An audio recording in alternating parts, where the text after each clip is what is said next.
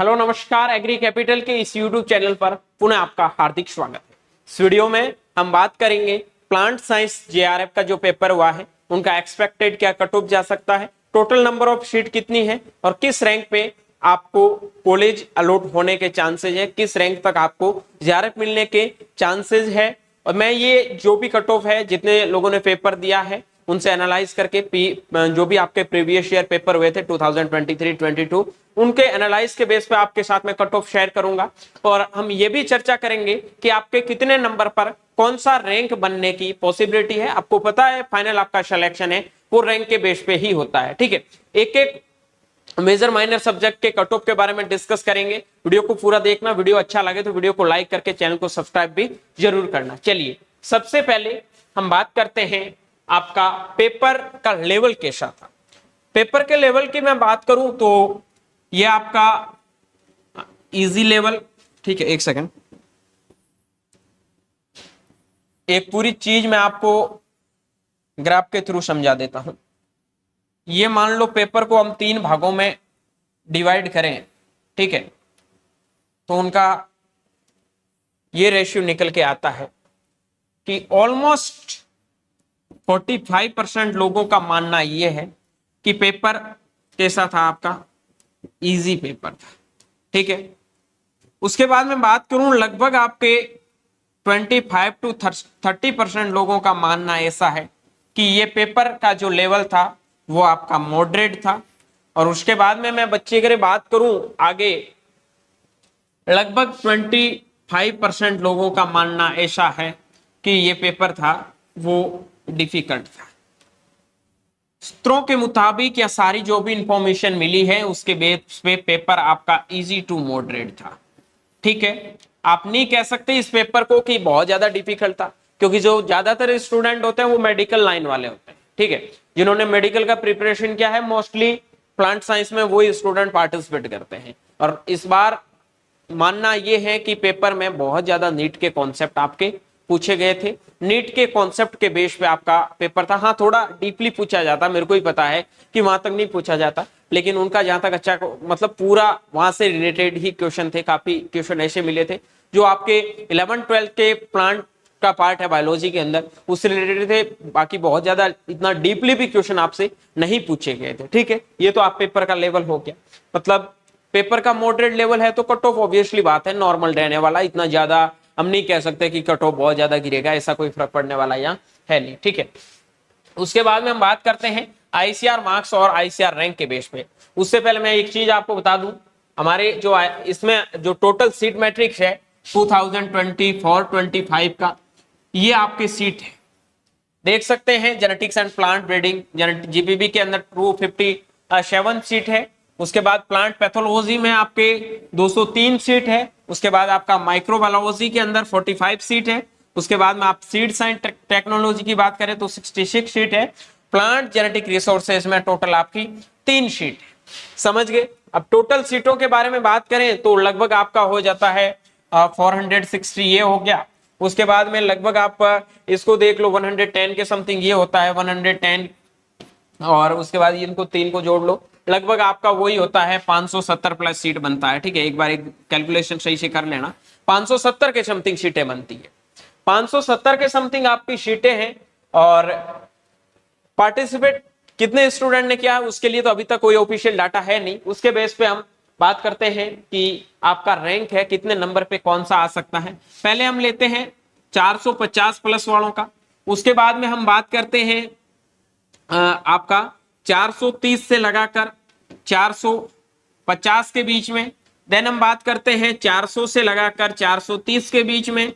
Then हम बात करते हैं 370 से लगाकर 400 के बीच में। देन हम बात करते हैं आपका लगभग 350 से लगाकर 370 के बीच में। देन हम बात करते हैं 300 से लगाकर आपका 350 के बीच में। देन हम बात करते हैं 250 से लगाकर 300 के बीच में। देन हम बात करते हैं 200 से लगाकर 250 के बीच में। ये इनके बेस पे मैं आपको रैंक बताता हूं। 450 प्लस वाले 1 या 2 स्टूडेंट मुश्किल से आपको मिलेंगे।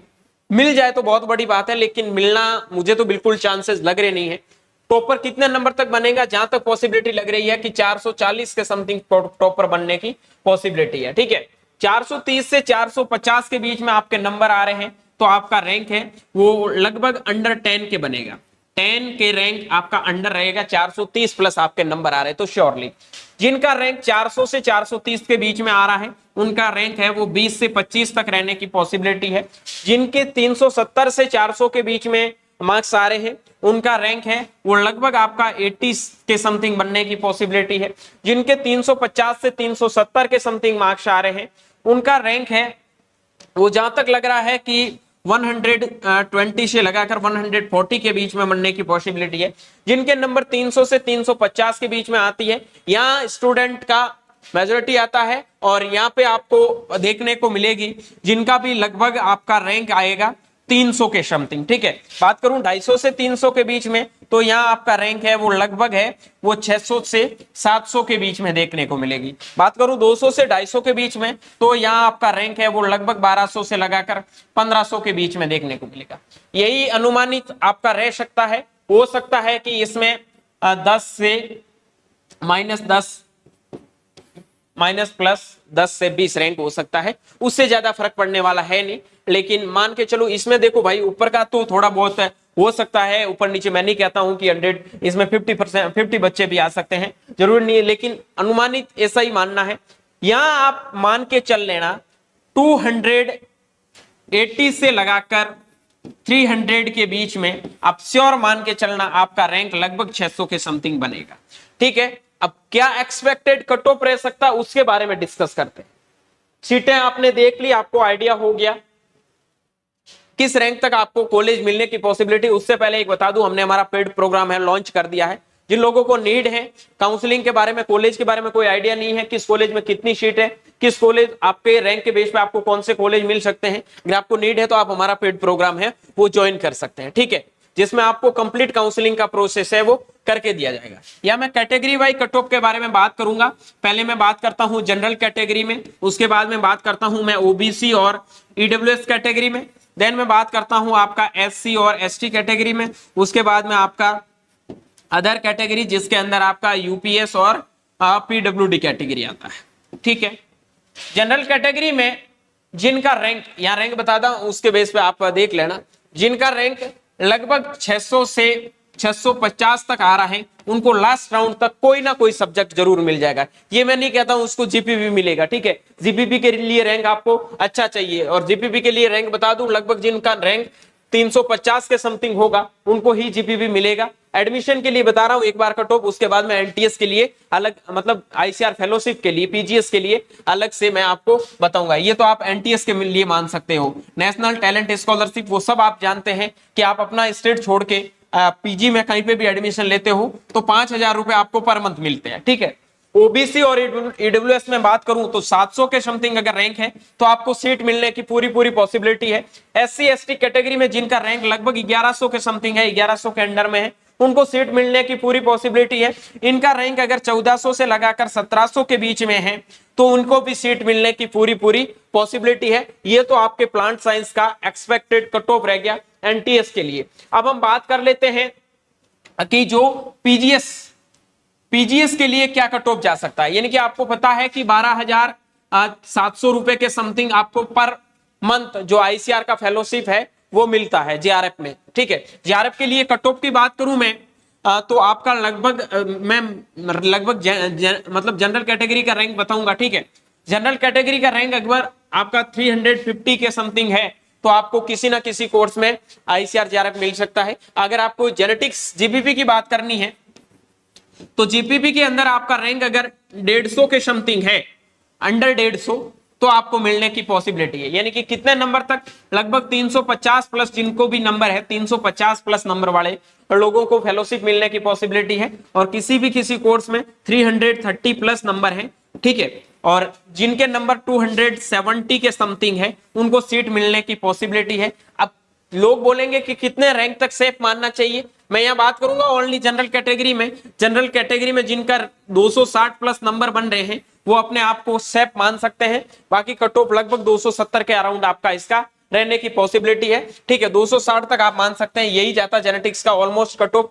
लास्ट आप 2-3 साल के डाटा देखोगे, हार्डली अगर थोड़ा पेपर डिफिकल्ट होता है तो लास्ट में आपको 250 नंबर तक सीट मिल सकती है, उससे नीचे कुछ नहीं होगा। जिनके 250 प्लस है वो एक बार को 100% अपने आप को सेफ मत मानो, लेकिन 99% सेफ मान सकते हो। ठीक है, बाकी सारी चीजें मैंने डिस्कस कर ली है। कोई भी दिक्कत है, प्रॉब्लम है, तो आप हमारा पेड प्रोग्राम ज्वाइन कर सकते हो। उम्मीद करता हूं वीडियो पसंद आया। वीडियो पसंद आया तो वीडियो को लाइक करके अपने दोस्तों के साथ में शेयर जरूर करना। हो सकता है थोड़ा कट ऑफ ऊपर नीचे चला जाए, मैंने ही एक्सपेक्टेड कट ऑफ बताया है, आपको ऑफिशियल कट ऑफ नहीं बताया। ठीक है, ऑफिशियल कट ऑफ ना तो आईसीआर खुद रिलीज करता है, ना किसी के पास डाटा होता है। जितना डाटा लोगों के मार्क्स के बेस पे या फिर उनको सिलेक्शन मिलता है, हम भी क्या करते हैं यार, दोस्तों से डाटा कलेक्ट करके ही आपको बता सकते हैं। ऐसा तो है नहीं 100%, या फिर जिस मतलब इस साल जिन लोगों ने पेपर दिया है उनके कैसा पेपर रहा है, किस हिसाब से पेपर आया था, उसके बेस पे डिस्कस करके बताया है कि moderate, easy to moderate paper था, डिफिकल्ट नहीं कह सकते। और इजी टू मॉडरेट पेपर में आपका यही कट ऑफ रहने वाला है।